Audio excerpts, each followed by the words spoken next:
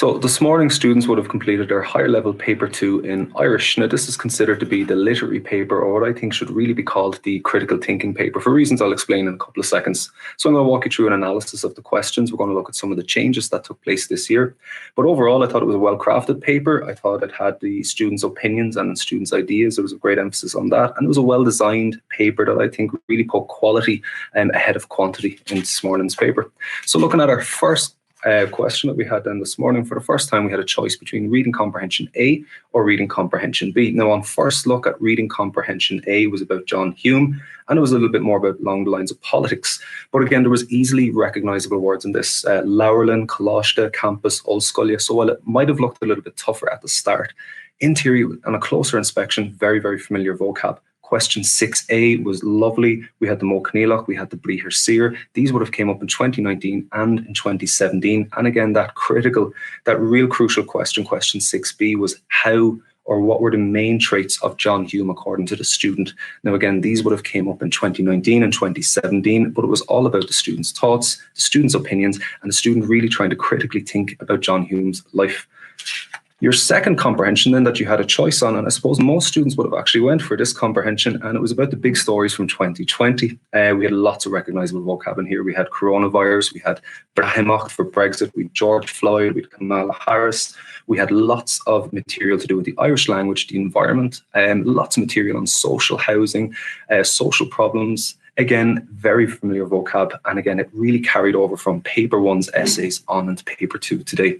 So again, students who would have put in quite an awful lot of work on their paper 1 would have had a fantastic foundation on their paper 2 reading comprehension today. Looking at your question 6A and your question 6B again, beautiful questions. Question 6A was about your Sir Bríthair in the Aimsir Oshnach. Again, this came up in 2018. We had question 6B, how did this affect you? How did this influence you? Again, folks, 2018 question and a repeat of 2017 question. So it really did value your thoughts, your critical thinking. And again, I think it stressed the importance of always working with your past papers in the run up to the exams themselves.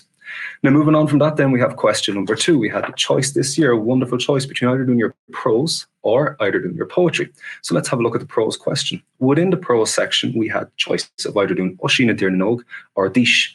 Now, looking at these questions, it was about Oisín's love for Niamh and also the loyalty for his father, were the case of hardship in his life. Again, this was quite repetitive. I think it really was 2016 and 2013. And what I think was most substantial about this is there was no folklore element in it. It was literally about the characters itself, but it was a 2-part question. And the same for Dish, a 2-part question.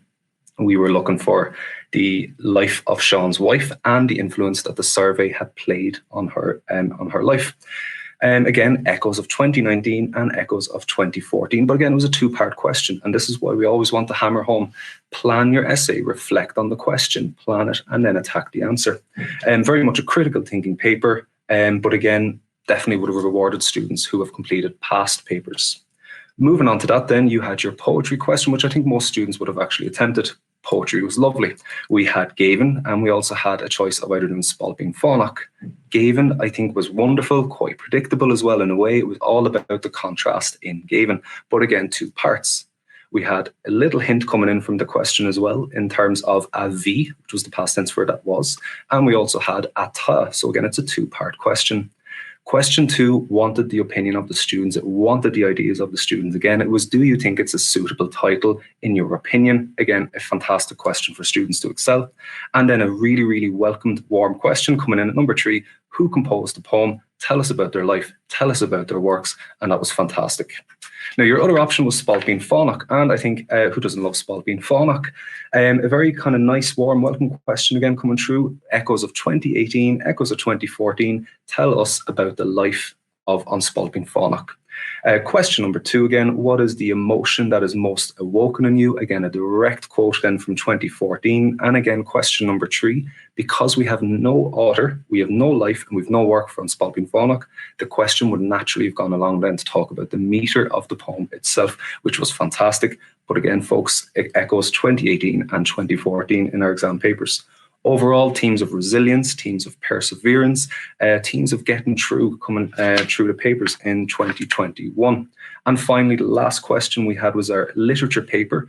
We had 6 titles we could choose from. I presume the vast majority of students would have done An Triail, But again, if you had looked at your 2018 question and your 2019 question on Antreal, again, you would be very, very comfortable with this. Talk about the case of the young girl and how people who refused her in her time of need and who basically didn't give her any help. But again, that was a very, very nice question itself.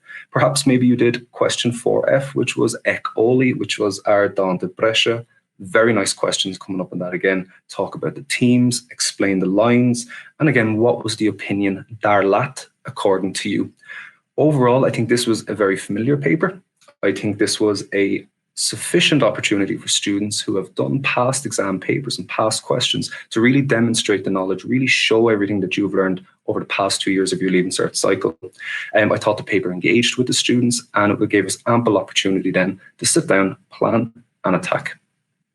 So today I looked over the paper 2. I suppose, folks, I think you did a fantastic job and well done to the class of 2021.